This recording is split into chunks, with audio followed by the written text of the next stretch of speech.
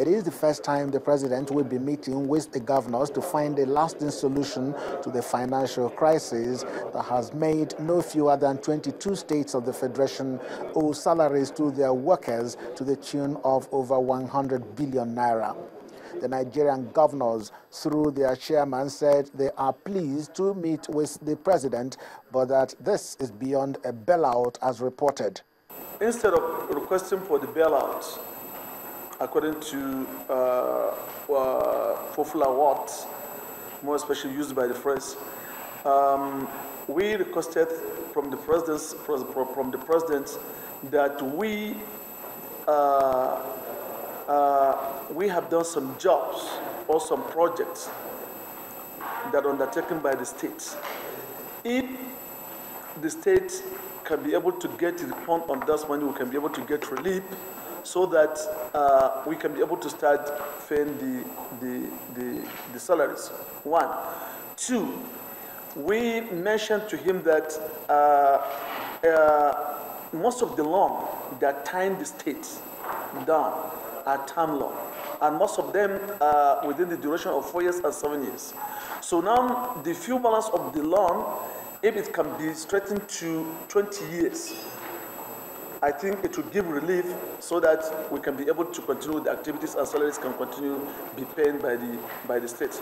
And also the tax paid money that are paid by LNG, about 1.6 billion, we also requested, instead of paying to the federal government, we requested those monies should be paid to the federation account so that it can be shared to the utilities of government, so that we can also get ready to do 1 or 2 things. Some of the state governors may not be among those owing huge salaries, while some are not owing at all.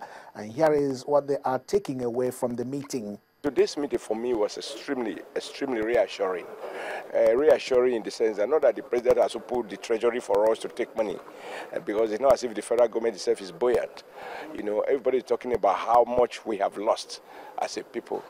The federal government has huge negative numbers as well. But what makes today's meeting important for me is the kind of leadership that the president demonstrated.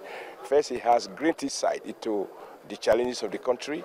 He has a clear understanding of all the abuses in the Ministry of Petroleum Resources, himself having been a minister before, and he is surprised about the extent of rot in the system.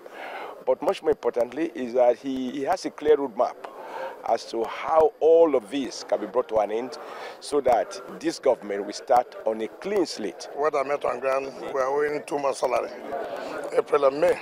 And I hear you're ready to clear it. Well, we're working hard to do that because it is unbelievable that a state like Rivers should be owing salaries. So that's what we find ourselves. That's the reality on ground. Other issues in the front burner include how to curb insurgency in Borno, Yobe, and Adamawa states, and what the president is doing in collaboration with the international community. The governors also expressed concern over the decision to dismantle military checkpoints. They say this is not the right time. Chukuma Onwekusi, Channels Television News. The president has also given an assurance that the days of impunity, lack of accountability and fiscal recklessness in the management of the national resources are over in Nigeria. This is also part of the outcome of his meeting with the governors. He has vowed to go after the stolen funds by government officials in the past and promised to block all leakages in the system. Now, part of that statement issued by the presidency says, and I quote, "There are financial and administrative instructions in every government parastatal and agency, but all these were thrown to the dogs in the past. Honestly, our problems are great, but we'll do our best to surmount them." End of quote.